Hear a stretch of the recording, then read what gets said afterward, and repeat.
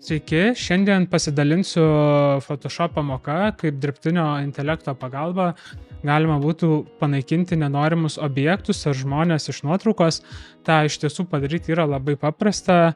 Tas pats, kas 1, 2 ir viskas. Atsidarius nuotrauką mes pirmiausiai turime pasižymėti objektus, kuriuos norėsime panaikinti. Tai rekomenduoju naudoti Object Selection Tool.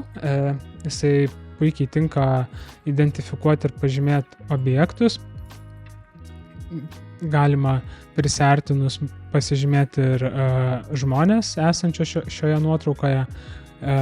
Jeigu su šituo įrankiu neužtenka galimybių pasižymėti visų žmonių, tai taip papildomai galima išsiskleidus pasimti Quick Selection Tool, kurio pagalba tiesiog galima apžymėti dar šalia esantį žmogų, ir pasižymėjus reikia eiti į Select ir Modify ir Expand, tam, kad praplėst šiek tiek pasižymėjimo ribas, kad geriau veiktų dirbtinio intelekto įrankis.